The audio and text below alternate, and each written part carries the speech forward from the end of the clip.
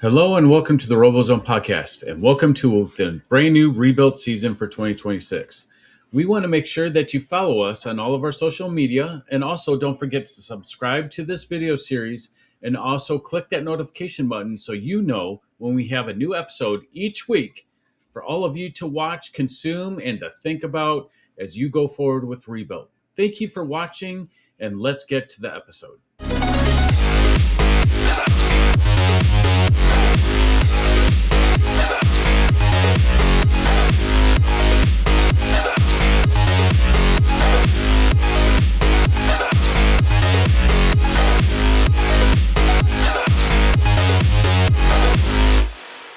With eyes raised above what is, there is a view of what could be. Beyond all known horizons are visions of an unformed future, brimming with curiosity that can change everything. When looking for the technology and tools that will turn your curiosity into magic, look no further. Lawrence Technological University. Be curious. Make magic. Hi, this is Pete Eckman with the RoboZone Podcast. We are at the tail end of week 2 on a Sunday, going into week 3 of build season. I have 2 of my favorite guys with me, so let's get this party started. Ben, please introduce yourself. I'm Ben Shoemaker from Mason Robotics, Team 3655, the tractor technicians. And Ed, please introduce yourself. I'm Ed Wynne. I'm coach of the Hartland Eagles, Team 3536.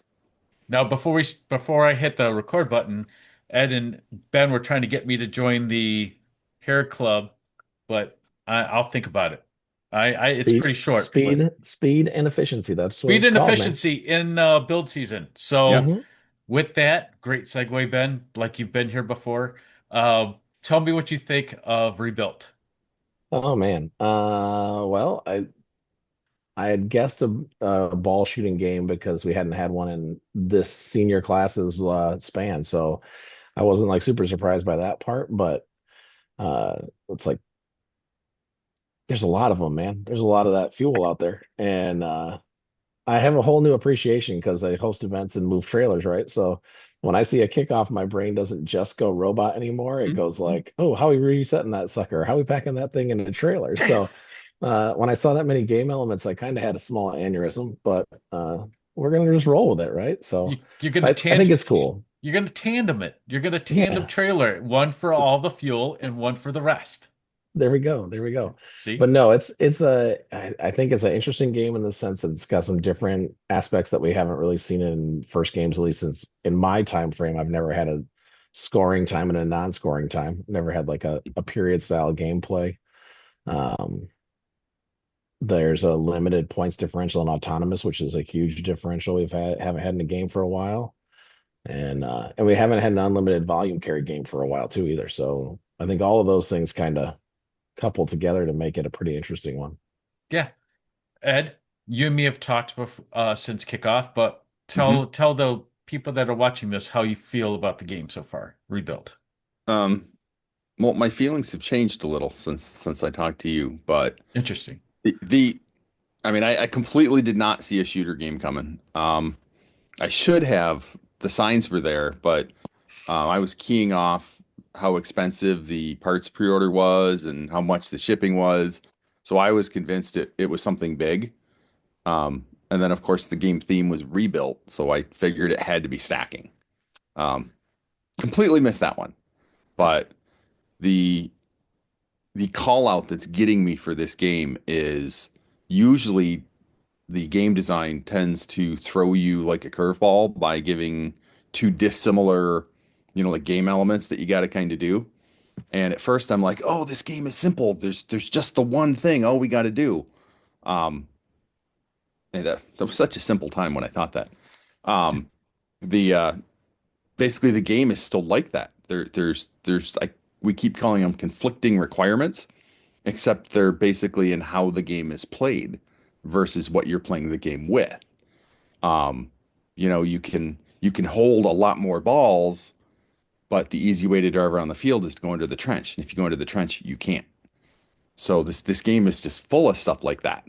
And once you start like kind of designing a robot and thinking about how you're playing, like you just keep running into these things. So I actually think that while in concept the game is simple, it's going to be interesting and fun to watch because I think a lot of robots are just kind of going to do the obvious thing over here, and you're going to have a couple teams that picked up on a few things, and they're going to be over there. Right. And I think you're going to see some morphing as the season goes on. So this is my third week of thinking about this game, and things changed a little bit today for me as well. And I mean, we were talking in the shop, and we're in it to win it, like the rest of you guys, and trying to figure out the secret sauce, what's the best recipe, how many things can go on. And then I started to look at the field that of the other opponents at the events are. And Mhm. our second event is at Battle Creek, and there are 11 rookie teams. And we made the choice early on to go under the trench, and I'm glad we made that choice We because did too. the rookies are going to go up and over the bump, and we're going to be able to fit through the trench and be able to do what we need to do, get it done, right? Hmm. And maybe not necessarily the first week. There's a lot of powerful robots there, but that second event with 11 rookies, and they're all kit bots. I can just imagine everyone trying to go up over that hump and what we can do from that piece perspective. So our strategy's changing slightly. I So we had, I mean, not since we talked, but we had a huge pivot a week ago too. interesting. I love how you just like throw that out there, but you That don't add hanger, any yeah. context to it. That's So right. I was like, oh man, pivoting. Oh, pivoting. So No, we'll I get him. don't. We'll get it out of him. We'll get it out of No, him, Ben. Ben, how are the tractor technicians? What is the approach that they're? I mean, if you don't want to divulge, if you want to pull a Corey, you're watching this. If you're pulling a Corey, I get it. But what are the tractor technicians focused on? you know us. We do open alliance, but we don't have the bandwidth to always post every day. I just can't remember to do that kind of stuff. I got to ask you what time our meetings are at when we do these kind of things. So for me to Right. be like, yeah, let me put a blog post out every day would be pretty tough. Um, no, I mean, we always start our kickoff season. We look at the game and we start day one. We call it robot adjectives, and we don't talk about anything about how a mechanism works. We just talk about what would a good robot look like, and Mhm. being able to go into the trench was one of those things. Being able to hold a high volume of game elements was another thing, which then put us right where Ed was talking about with the conflicting. It's not that it's two different game elements, but it's two different problems about the game element. So, if I want to fit under the trench, I can hold 35 to 40. If I want to go over the bump, I can bump it up to significantly higher. Those things don't line up all the time. Mhm. So we really kind of focused in on that kind of stuff, and then looking at versatility within the robot of what's that niche that sets you apart from others, gives you the advantage.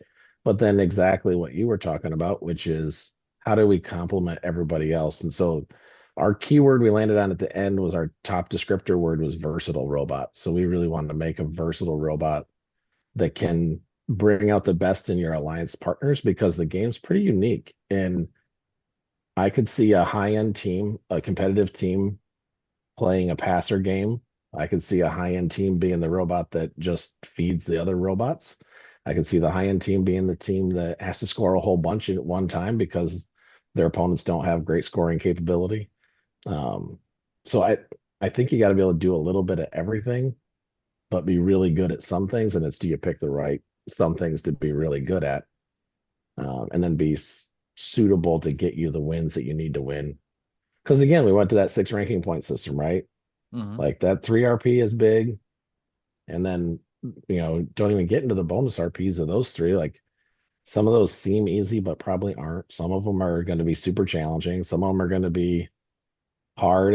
And I don't know about everybody else, but last year, what I noticed was if you fell behind in an event, making up ground in RP was really difficult, because even an average team could end up getting a bonus RP with a friendly schedule, get some wins, stay ranked high. And you just couldn't close that gap because that extra bonus RP became 1/6 versus 1/4 of the game, the gain in it. And if you flubbed it once, and sometimes, last year we had teams for sure that went for the bonus RP and then lost the match and dropped 3.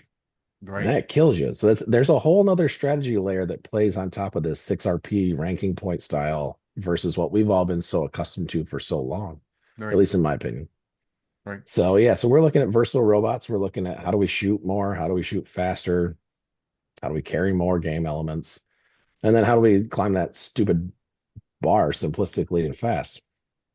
Right. Right. Ed, how have the Electro Eagles approached this? So we hit pretty early on. And this is kind of similar to what Ben said, but I think we're looking at it a little different. We're not really going for the versatile robot, but I think we might end up there for a different reason. We basically clued in that the game's all about cycle rate.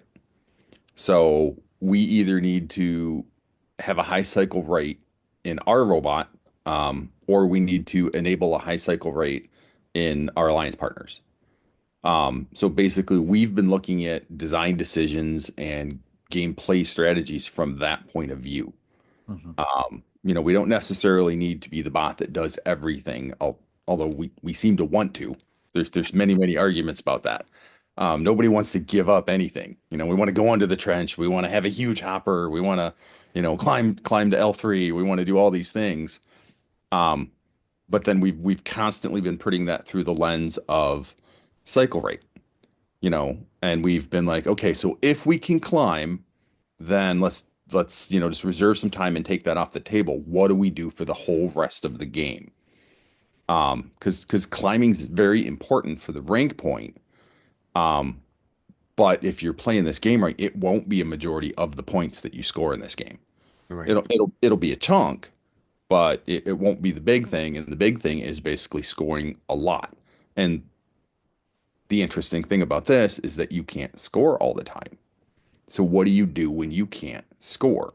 And it basically comes down to make it so when you can score faster. Mhm. Mhm. So basically everything that we've been doing, we're putting through there.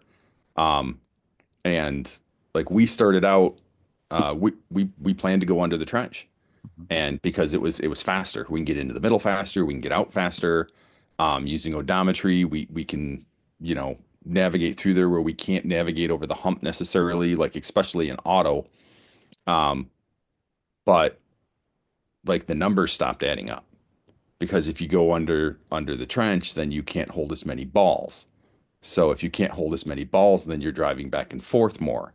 And once you start looking at the numbers, suddenly it doesn't look as attractive. And the cycle rate, which was basically, our one true metric, regardless of what we're talking about, um, wasn't looking as hot, even though everyone was just completely in love with going under the trench because they thought it was the better way.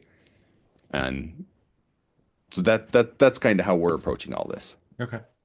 Now, I talked to Ed a couple times, Ben, but you don't know this. So we're approaching it kind of versatility. There's certain roles, right? There's going to be a shooting role. There's going to be a defensive role. There's going to be what we call shuttling or feeding or Call whatever it role passing. you want to call it. Yeah. So we're trying to do that. We're building a robot to go under the trench. However, we're building it to where our hopper has a lower piece on the inside of the hopper that can extend up so that we can hold max balls and go over the hump as well. So that versatility of whether we go through the trench, we raise it, we go scrape and try to be that feeding robot. Again, we're looking at who we're playing with, at our events. We are kind of already know who those people are. We know what role we'll probably end up being asked to do because we've played with them before. So knowing who we're playing with is in our strategy. And then um, we're doing an active shooter with a limelight rather than a double-sided, cheesy poof type of shooter because we always want to be picking up and shooting at the same time. So looking at all that stuff, I see a lot of nodding. It's it's that, and you have to be adaptable. And we are not concentrating on anything other than level one for a climb, but we want to do it in autumn. So, You Yeah, need that. yeah, yeah, that's almost Every a like alliance that's a has to have somebody that does it. yeah, yeah, because you gotta get those points, yeah. and 25 you points. gotta If get you those do one LRP. robot and 25 points, that's half of what you need for the ranking point. That's a good start from what we see. Absolutely. 15, isn't it? I'm sorry. 15 in auto, and then 10, you'd climb 10 at the Yeah. end because you could do it, Oh, right? So you're at okay. Right. 25, halfway to the 50. Yeah. I thought you were So saying 25 in auto, and I'm like, uh-oh. No, no. I know the rules. I know the rules. I don't know one rule, so I'm going to throw this one at you before we go any further, right? Okay. One of my mentors came up to me today, and he's working on um, the trajectory of our shooter, and asked me the question, Pete, what if we could actually throw a piece of fuel from the opposing alliance's side so high and accurately that we can score in the hub on our side during our turn? And I said, I think that's against the rules. I think you it have to is. be in our zone. Yep, you have to have some part of your robot in your zone, which is on the other side of the bump, Right. from my Right. understanding interpretation. You have to breach the line of your alliance zone. But there's Yeah. going to be so much fuel throwing through the air. How are they going to find that? I don't know if it's I don't know if it's a penalty point or if they disqualify those scores. That'd be two different game pieces for that, like I know. two different difficulties in metric, right? Right. Like it's going to be a ton. But also, I think that there's two governing properties that I keep coming back to in these volume shots that I see is like your throughput. I think there's a lot of like, I lived in the camp of the throughput on the robot could be governed by the indexing of the ball. But I also live in the camp that the throughput's going to be governed by the tangential velocity of the shooter wheel. So, like, you may have set a shooter's velocity for a specific spot, but if that doesn't match the throughput you're going to try to put through on the ball, you literally can't push the number of balls through the shooter that you think you can. So there's a lot of weird math that goes in this one that, like, Yeah. my brain says works and doesn't work. Then a lot of people I hear are talking like, well, I'll just lay the shooter way back. Well, if I do the parabolic on it, we're in a gym. There's a roof ceiling. Go to state or the world championships. There's a big jumbotron in the middle of the field. Like, you can't just lob infinitely high. Right. Right. And so there's a lot of pieces in that are theoretical numbers and practical reality numbers can line up for a lot of teams, and that's going to boil down to that you got to build a robot, test a robot, break the robot, figure out why the robot broke, Yep. and then fix it in reality too. Because if you got an 80 ball hopper, how long does it take you to empty it? And people are like, oh, I'm gonna shoot 10 balls per second. Well, that's still 8 seconds. And so, like, what's the overall plan? I got the cat walking behind me now. That's awesome. It's like I you know. paid I him was to do like, that. I'm like, there we go. So it's just one of those things that there's a huge chunk of that I'm trying to wrap my head around it. And I'm a biology teacher. I'm not a statistician or an engineer, right? So I'm just like, let's stick some stuff through there. Let's see if it works. That's where those like double shot, like the big dumper one and the other ones that are like rust hounds, I think it is, that have multi-shot. There's an avenue for that being successful because I really started to think the thought process on this game was throughput. That's what I kept going to is even more than like cycle rate or accuracy is throughput. How many game elements can I put through my robot per second? Because then I'm looking at shooting, passing, moving. Mm-hmm. And isn't there a game part of this that's going to be shifting the field? Yes. Like Ed was saying, like, what do you do for that other 25 seconds? And in my head, I go shift the field my side. Yep. Push as many balls to your alliance wall as possible. Exactly. And so, like, is throughput the number, but then is that governed by your shooter? Those are all questions that are still like out innocuously to me that I can't figure out all the time. My brain says one, the math says another. It's complex because there's multiple variables there. Yeah. So, I mean, and especially if you look at a bunch of the videos that like the Robot in 3D were posting and some of the other teams, like there are some ingests that are just wicked fast. Mm-hmm. Yep. But you can't get the balls through the robot, and you definitely can't get them out the shooter that fast. Correct. So if you're making sacrifices to have an ingest that's that fast, you're creating an unbalanced system. Mm-hmm. So literally you gotta pick that bottleneck. Right. So so you're saying throughput, we're saying cycle rate. I think we're saying the same thing for the most part when we're talking about that. because Yeah. we're talking about getting balls through the robot to where we want them. And Yeah. sometimes that might be scoring them in the hub. Sometimes that might be getting them back to our side of the field, that kind of thing. So we're trying to look at it holistically, but it's hard in this game Yeah. because both what we have to do and how we have to do it and what the field's doing against us, very much as you just said, it's really hard to think about it. I'm not a mathematician either. I mean, I'm a software guy, which I'd like to think makes me better at that. I don't know if that's true. Um, but at some level, we've analyzed a bunch of these numbers and we have some kids saying like, oh, we got to do this ingest that, we can fill the hopper in 2 seconds. I mean, well, that's great, but like we made all these sacrifices to make that work, and now the shooter's slower. Mm-hmm. Yep. So, Mm-hmm. it's and basically we're resolving it by testing.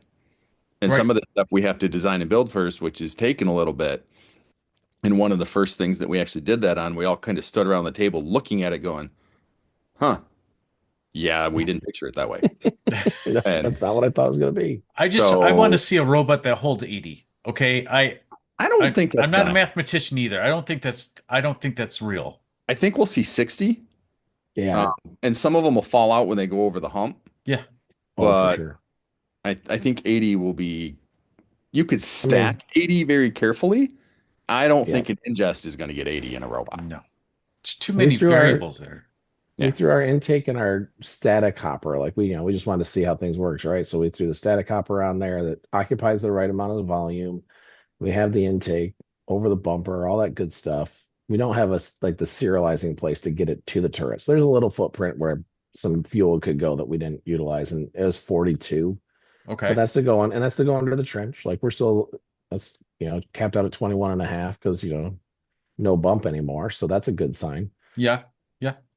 I mean, But I and then think, my go ahead. Sorry. yeah, oh no, my big question is in that I've had this conversation like trench, no trench, bump, no bump. And I'm curious on your guys' view on this.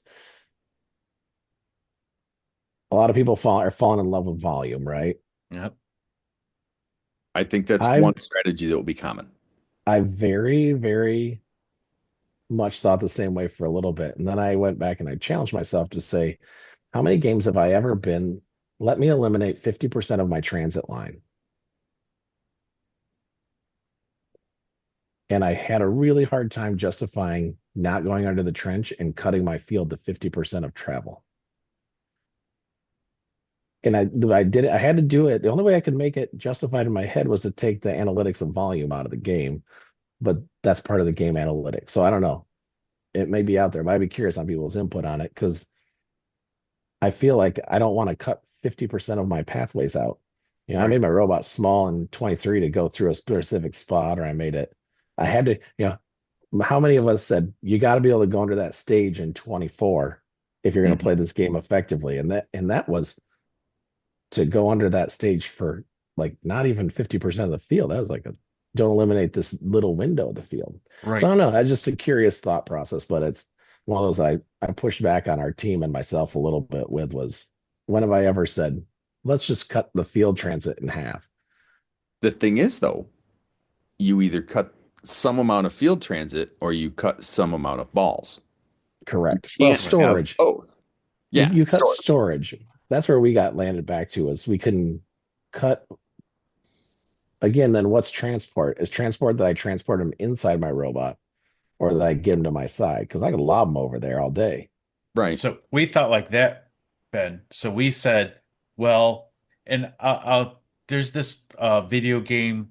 I can't remember who made it. Thank you for these guys, but XRC, right? It's a video game that simulates the game every year. And I've been Mhm. watching students play this game because you can see it on YouTube. They have matches, and basically they're all kit bots at this point, and I'm watching these guys roll around with kit bots, and they're Mecanum drive, right? Because they don't have swerve there. And I'm watching them push all of that fuel into the aligned zone, right? So I think the robots that can pick those up and score them as quickly as possible is going to be the secret sauce. Now, that to me, and I loved the West Coast products minimum viable concept, I call it. The the big dump. big dumper. Big dumper. Funny name, Awesome gets one. giggles. But it's static, right? You Yeah. have to pick up on the same side that you're shooting, so you're slowing your cycle times down because you got to pick it up, you got to turn, make sure you're lined up, and start shooting. And it can only Yep. shoot from a specific. There's an Correct. Arc, There's definitely right? an An arc halo arc, there. right? So, or a dual shooter, which is like the cheesy poofs, right? Same thing. Pick up on one side, you're delivering that side, that's a limitation. So that's Yeah. why we didn't go that route. We wanted to try to be as versatile as possible. And I'm not saying our design's the best design. I'm just saying that's how we approached it, I don't right? think we know the best design yet. I don't think there is going to be one best design. I I don't. think it's going to take two complementary robots to Yeah. have the best design. If not three. Yep. Three. Well, if two works, three's better. Yeah. That's true. But I think what we talked about in the two episodes that led up to this episode for this season is that the drive teams have to be constantly communicating to each other of how you guys going to cycle, where you guys going to go to. If you go here, where do you go there? I know this was very important last year, right? You have to cooperate in this game. You If you have don't, to. You you'll- have to. You won't be scoring on the high There's end. not one robot that can win this by themselves. Correct. This is Yeah, not one of those absolutely. games. You can't climb by yourself. You Nope. can't get enough balls in the hopper by yourself. Nope. No, and I think that's I kudos to the first team that built this, the game strategy board. I can't remember their name. The game design board for doing Yeah. something that one robot can't beat it. Because we've played in games, we all know games where one robot could win it. Can go up Yeah. so quickly that it's hard to come back from on the other opposite side. This is not one of those Well, games. In this game too, I don't know. I mean, we'll see how it shakes out. I think there's multiple metas to win this game, Yeah. which is a new feel. Like there's, in the past it's been like, well, make sure you got a robot that can do this, and like there was a pattern, right? Like the last couple of games have had a pattern. Like in 24, it was the passer pattern or the high rate cycle with the la. That's what Orbit did to win the whole thing, right? They didn't really go full passer style. They did triple cycling with some lightweight passing. And there was just different robots that tended to have the ability, like there's different pattern of robots that was going to be the winning match, and you could kind of pick that out. I truly don't know if there is. I think that it's going to depend on what your alliance group does and who's available at the time. Mhm. And I don't know if it's the, need two of this and one of this. Like that's, there's always been the meta on Chief and on everywhere else that says this is the winning combination. You got to have X, Y, and YZ. And depending on who you are, that calculus will be a little different. So I think that is going to be like in years past, there hasn't been a huge necessarily strategy to pick your alliance partners going into finals. I think this year there will be, because you're going to need complementary robots to basically kind of flesh it out and get what you don't have. But if I may, I wanted to come back to what we were talking about with the trench and the choice to go under. I'm curious because I'm the- I'm still struggling. So and we were too. So another factor in this is climbing. So if you go under the trench, you have a max height of 22 inches, but that first bar is at 27. So going under the trench isn't just reducing the number of balls you can carry. It's changing, if not how you can climb, the complexity of your climber and how that all plays into it. So that's a twofold thing. And that is what made the decision for us ultimately when we decided that we were going to give up going under the trench. So that, and there's like if you're happy with like an L1, then that calculus becomes a lot easier. But of course, we were L3 or bust because we have to, because you guys are you. Right. I know you guys well enough to know that. We call it, we got to play the game in hard mode, right? We got to Exactly. the trench, we got to climb to L3, like we got to carry, 80 balls. Right. That's We never exactly thought we could do 80, but 60 was a number that got thrown around a lot until we were staring it in the face going, you can't carry 60 and go into the trench. It's physically impossible. Yes. It's again, I think there's just so many metas to this game and how it's going to play out. I think after day 3, most people are like, oh, we're going to see 254's robot with different shooters for a whole bunch of them. And I think that that's not necessarily the case. Will we see like traits and characteristics of those robots that we're really good at? Absolutely. The one big fear I have too, though, is hitting events with a whole bunch of RI3D robots and kit robots, not kit robot actually this year, but RI3D robots. And we better have a whole lot of hopper mash units ready to go for kids because Yep. I think he's got like most of them that are the ones I've seen so far that are put out are non-retractable. So I got a 12-inch chunk of poly hanging out in space in a high collision. Like I think there's gonna be a high collision rate game. I don't know what you guys think. Oh no, it is. It's gonna happen. I think it's gonna be rough and tumble, man. It's gonna be. I think there's going to be a lot of contact. I don't think it'll be a lot of contact at a high rate of speed. I could be wrong. I'm frequently wrong, but I think there's going to be a lot of bashing, but there won't be like in Crescendo. I mean, you were 20 feet, you're running 20 full feet a speed, second. yeah. Wham! Yeah. I don't think we're going to see a lot of that, but I think we're going to do a lot of pushing and bashing and getting each other's way. I think there's gonna be a lot of strafe contact. Those going to be the biggest one. You're gonna get a lot of side glance blow contact to something that's sticking out and not really designed to be side impact resistant for most teams. If you're sticking out, you better be strong. You better be strong. Yep. And I mean, I'm happy to take people's takes on these. I look at like Cranberry Alarm's got that's a sweet robot. Dumper's a sweet looking robot. That hopper's out 12 inches. It goes in somebody else's robot. That's a penalty. Doesn't matter who initiates contact. Like there's a penalty machine waiting for some teams, I think, to happen. Or like my big thing with the bump was like you go hop over the bump and there's a square bot or a kit bot on the other side of the bump and you land on top of them and you drive right over them. Yep. And worse, balls. Yeah. You beat yourself and you're just there hanging, waiting out. Not only are you blocking the hump, you need your alliance partner to come save you because the other side has no reason to help you. No. All the more reason to go underneath the trench, Ed. I don't disagree. That's why I said that's our big fear week one. Yeah, that's our big fear with the week one event was how many teams are going to have not driven their robot much, if that. And they go over that hump and they just got their swerve drives, right? Because they were excited to get swerve drive this year and they got the swerve drive and they go over that hump and they just belly float right out. And all of a sudden, we got one pathway now. Yes. Like what? If I don't go to the trench, one disabled robot on one of my bumps can hurt you. The whole line's lost. I'm at 25% of the field volume travel.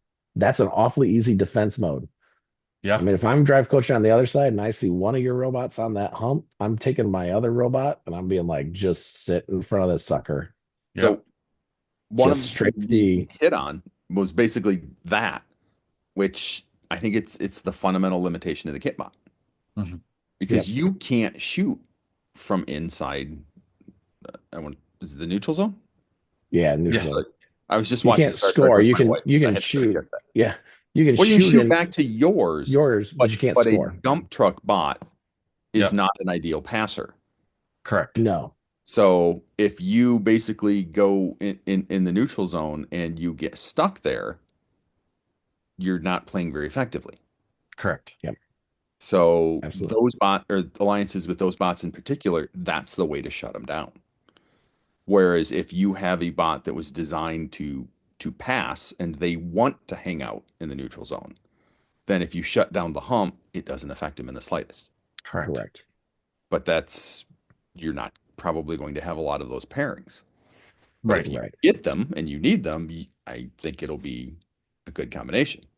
But you guys have nailed it. It's going to be, you have to be versatile. Your drive teams have to be ready to shift their responsibilities at any waking moment during a match. Well, you got to be ready to shift coming out of auto. I know. There's two metas to play that way, that how you're going to play that game coming out of autonomous. Like, and how fast do we really know that, right? Is it going to be like, do we light it up after the 10 seconds and all of a sudden it's a surprise and you know where you're at, or coming out? There's got to be a manual score on that hang, so those got to get entered by hand. Right. So like there's a couple of hangups on those, but it's gonna play differently on either side. Like And in my head, when I watched this game through, I thought there's going to be if you come out winning an auto, you're going to have that 10-second transfer point, and then for 25 seconds, the other team's got to collect and shoot. So they're not going to gain much ground, right? Right. And you're going to have 25 seconds to collect, collect, collect, collect. So at the end of, let's say, scoring round one, when you each had one shot, if you came out of auto, you're going to look like you're just a juggernaut smacking them around. But then on the flip side, that last 25 seconds, that end game seconds, I haven't reloaded from my last round of shooting. I got to go back out and restock, or I got to have so many built up that I can shoot for 50 seconds straight and not run out of game elements. So it's like, will there be a big pendulum swing back at the end? It's going to be an interesting one for score watch and how it looks. And I feel bad for this guy. I said this last week. I really feel bad already for field reset. oh yeah, 100%. I feel bad for scouters. Yeah. They're going to have to try to track how many balls. And you But- can't. Well, you can There's no try. way. No way that you're going to get You can try. a reliable count. I've met some really good scouters in my time. I mean, But a there's whole some team of them? lights out people that can do that. I mean, if you But could I mean, if you could scout in if teams are 2000, talking if you 10 could, balls a second, well, people did this in 2017. true. But did they get You know, real numbers on that, or did they I just don't be know. like No. super good shooter? Super good shooter. Right. But back to what you guys said, right? The I'm going to pick on the Big Dumper and the Rust Hounds. I think they're amazing. Robot in 3 days are real quick concepts, right? But I personally don't want. I would rather touch the ball and make sure it gets into the hub than to spray and pray. I call it spray and pray. Mhm. Spray and pray and make. And if if I shoot 40 balls and 8 of them don't go in, that's It's a numbers game. it is. Yeah. If you can shoot 40 balls faster than you can shoot 30 balls with high precision and 8 don't go in, you're winning. Then It's you win. true. You come out plus, and that's delta positive. Only if you could pick up on one side and deliver on the other. Or if you can pick up in that same time frame, reload and realign to shoot. Like that, that Cycle rate. boils back to cycle rate, Cycle rate, yes. Yeah. which Can't- then can't like hit there's most there's a diminishing return on your cycle rate too. Like that's where a volume, like that's again, like we play this game, right? Like a volume hopper. If I've got a certain precision all the time, I'm not gonna get rid of all the game elements every time. And I'm only going to restock a certain amount by what's available. So every cycle, I'm going to probably diminish my return on my capacity on my hopper. But And so it's like it just keeps diminishing. a bigger hopper also increases your cycle rate because it means you spend Exactly. less time traveling. Correct. That's what I'm saying. We're looking at this holistically, and there's multiple ways to optimize this. And if you're dependent on going and getting balls, coming back and shooting, you can't shoot from anywhere, then bigger hoppers look more attractive. True. If you can shoot from anywhere, you don't have to hold as many. So it's a very complex game to optimize. It is really is. I think a lot of teams are just, they're going to pick something and try it, and other teams are going to do the analysis and try to make a very versatile robot, as you say. Yep. And it's not obvious to me what the optimal combination is because I don't think one robot can do it by itself. And it'll totally depend on who you're playing with. And So what a Ed- kick in the teeth if there's not a complimentary robot at your event. Yeah. That's true. like- You might have a bad day and it's not your fault. You might have a great Yeah. robot. You might have a great robot and just not have the right complement at an event with you, or not Yeah. have the opportunity to play with that complement. Oh yeah, or the get match pitched by 'em. schedule. The match Oh. schedule is going to be key, right? Well, Yeah. that's always I know. schedule guys think- giveth and they taketh. I think that the 6-point RP made that match schedule. The schedule gods are more important than ever Yes. Yeah. I agree because you with just, like I said, you just cannot make up ground because you can do the one thing that everybody couldn't. right. That's the one caveat. Like, because 24 is only 4 RP, right? Yes. So you look at 24. If you could do the trap, you were going to be a captain. Correct. I would struggle to say there was anybody who was a trap robot that wasn't a captain. Like it probably won two or three. That was really hard too. There were not very many trap robots. No, there weren't I a don't ton of know. trap There robots. were not. And if they could pick that 1 point up, even if they lost a match or two, they could climb, they'd stay right up at the top. Mhm. Yeah. But then you go last year and look, and there were teams that could get they get the algae or they get the regular one, right? And Yep. then you're like, okay, so now those extra RPs though are only worth a fraction. hmm And so like, for the most part, the auto one, everybody was getting that. Mhm. So if you won a match, you were getting a 4 RP. And the cage was pretty standard. So then it was like, did you fill the reef? And it was a 1/6 gain. And if you lost 3 ranking points, it was hard to gain 3 of them back in a loss. So if you just ended up with 2 substandard partners against a juggernaut alliance, if you had Statbotics give you a 0% chance of winning at world championships for a match, like somebody in this room had, then it was just a crazy, that was the schedules, right? Sure. Nothing like your alliance opponents. Your opponents set the world high score in the match that you played them, and all of their stats went down because they didn't achieve the projected number, which was almost theoretically impossible. Actually, That was I an remember that. awesome first match. I was like, man, oh man, a zero. Oh, I've never. So you're saying there's not a chance? Okay. There's not a chance. If Statbox says it's not going to happen. Well, when I walked out and there was one of our 3 robots did not have a scoring apparatus on it, I was like, okay, this is not going to be good. That's not a good day or a good Play match. as hard as you can. That's all you do. You play as hard as you can. That's all you can do. Prove that you can Yeah. do your role, and scouters watch, and we thank those scouters. Absolutely. So And hope for the best match schedule. That's right. So we have riffed for 32 minutes, and I love it because I don't have to sit and just ask you guys questions. We just jive together because we know each other, right? So I had Ben, another point I wanted to raise. what's that? I had another point I'd like to raise. Okay, what's your point? Oh yeah. So one of the things that I'm looking forward to in this game that hasn't been true in a while is like last year, everybody essentially had the same auto. They did it a little differently, whether they went to the human player station or they could get coral from the floor, but everybody did the same thing. Mhm. There's more than one auto strategy in this game. Mhm. And they're very different. Mhm. And that I don't think, well, it's one of those things, it's harder to have a conversation about it because you can't, in Robot in 3 days, you can't be like, here's our 3-day auto. Like no one does that. Right. But yeah, that's so not only do you need a complementary robot, but you need a team that can do a complementary auto. I think that's going to be huge. So programmers have their hands full. Yeah. And good robots need to do the different auto strategies and have them all be good. So what are the auto strategies, Ed, since you brought up the point? Well, Yeah, I mean, you are a coder. You are a obviously coder. one has to I know. hang at the end, right? Yeah. So you you start with 8 balls and you Right. score them, but you can't all run to the middle, especially if you're kit bots, because you can't all get to the middle.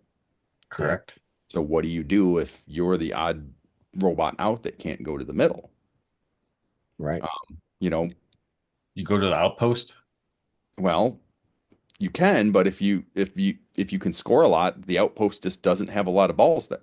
So, but that is one of the things. If you are the designated hanger, you score your 8, you harvest the outpost and you go hang, and then the other 2 bots swoop around, get to the middle, and they're either passing balls or tanking up if they're a dump truck bot, and they're getting their butts back, and they are just blowing their hoppers to get the balls in, Right. and they're very different. Interesting. Well, and I'll throw this one at you, Ed. Maybe you don't score your 8 because they ain't worth any more points than they were. Just true. And that has actually come up too, is that if you're the hanging bot, but you go to the middle on the way back, is it worth trying to score them there, or do you go make sure you get the hang? Because as you say, as soon as teleop starts, you've got 10 seconds to empty that hopper. And this is where I think auto and scouters become even more critical, because if I'm going into a match knowing I'm going to lose auto, I'm going to play that auto significantly different Yeah. Yeah. than if I think I have a chance to win. You get a Yeah. sandbag. Yeah, I mean, why would you not make an in that case? I'd have an autonomous to go push as many game elements to my side as I can and not worry about Yeah. scoring any of them, Yeah. because I'm going to have to load up for There's a at least 25-second valid shooting round. strategies there. Yeah. Yeah. No, I think this one's. Do you think this is more like a crescendo auto then, No. where you have like different choice options, or are you thinking this is like there's total your autos are Well- going to be total different meta all the way through? Crescendo, you had robots that went to different places, but they all essentially did the same thing. Right. So you've got the hangar auto, you've got the home side auto, or you've got the raid the middle and score auto. We've been calling it home Yeah. side.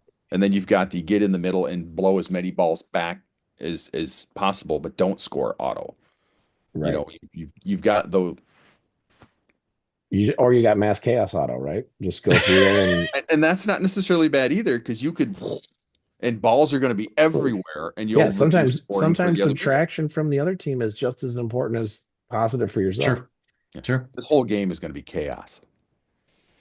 And it'll be It's awesome. going to be pretty wild, and and I think that there's going to be it's going to be one where drive coaches are critical, Yes.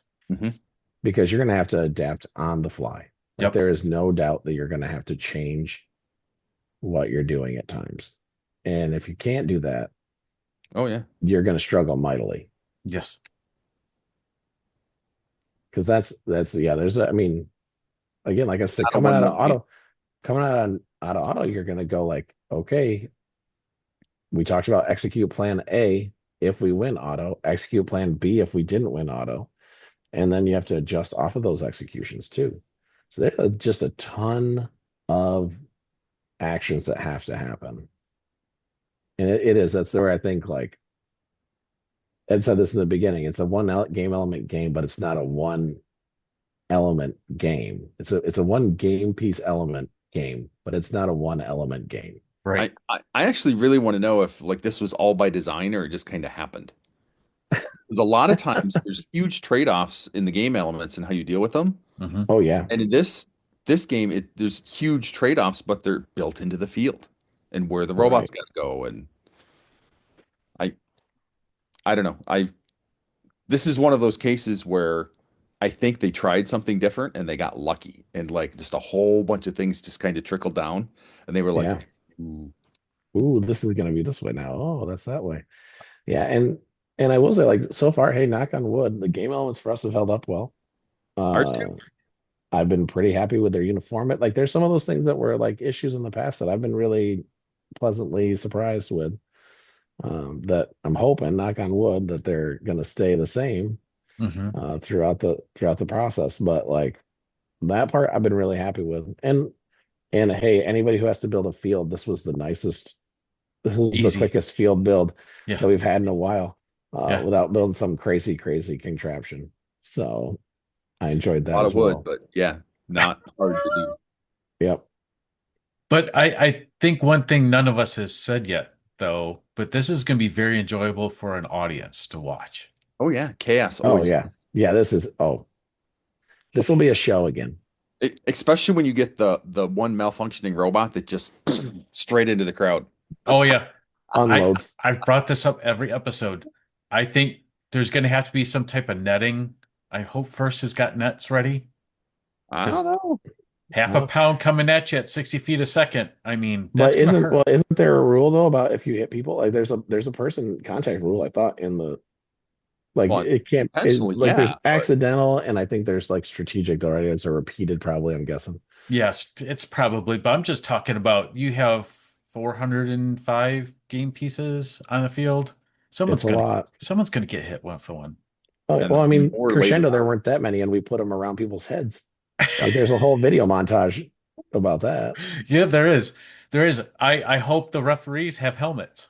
That's right. I mean, we're in one of them for sure. Like, there's no doubt. We just in Escanaba in 24, our auto just like tracked right and put it right on this lady talking to her friend. Just boop. Yeah, but that's a ring around the head. This is a half a Not a pound dodgeball coming to not a you. rock hard dodgeball to Right. the side of the melon. Yeah. There'll I, be I haven't got hit yet, but the kids have been trying. Oh, there you go. Uh, uh you got a target literally on your back. No, it's right here. it's right there. If it's not the face, it doesn't count. They're Well, so you training can tell them the new haircut is to identify with the game piece. Oh, I Well, get apparently it. it's shiny, and the lights in our field house are really bright, and that's been confusing them. So that's in my. There you go. You That's made the joke that I was going to make, but thank you for making the joke, so I don't feel like a I total. know where I'm at. that's right. Beacon. There's a beacon all the time. I got that. There is. There is. Okay. So, Ben, for teams that are now through week 2, where should they be going into week 3? Man, hopefully you got some pieces put together that you're starting to figure out what doesn't work right. That's my big thing is, our build objective is to have functional, not prototypes, but functional pieces that are not in full working apparatus, right? We got to fix mount hopper intake that we can actually get some game elements picked up with, because you got to figure out what doesn't work before you can figure out how you're going to fix it. And so I think that's one of the biggest things for teams at this point is get some stuff strapped to a robot, get it moving, make sure that it actually does what you think it's going to do. Because CAD's great. I love CAD. CAD's awesome, but it worked in CAD. I mean, our programmers always say it worked in Sim, and it seems to translate pretty well, thank goodness. But I'm always like, we say it works in CAD a lot of times, and then stuff don't get picked up. Yes. So get those parts on a robot and get it tried out. Like and there's validation to that, right? Like today was the day we drove the robot around and we picked up game elements off the floor in the hopper to see how many could go in it. And that was pretty exciting for the kids, and I got them motivated to keep working hard. So you got to put some rubber to the road at this point, I think, is figure out how you're going to build it and what you're going to put together. Then you can figure out what's wrong with it. How about you, Ed? What should teams going into week 3 be doing? Well, you should definitely have a plan by this point. So, I mean, and we firmly live by the, no plan survives implementation. Mm-hmm. So at this stage, I would agree. You don't necessarily have to have, your final robot coming together, although I know some teams already have that. I don't understand how they do it. But you've got to have prototyped some stuff. You've got to at least be looking at something that should have a chance of working. At our build space, we've got basically a test robot that is purely for this purpose. It's a blank chassis. We're running our last year's robot, trying a couple of different things. And it's basically, at least for us, we need to figure out that if the plan we think will work actually will work, and then figure out how to build it better. That's kind of the stage where I think you need to be at this week, because then you've got 4-5 weeks to basically proof and polish. Right.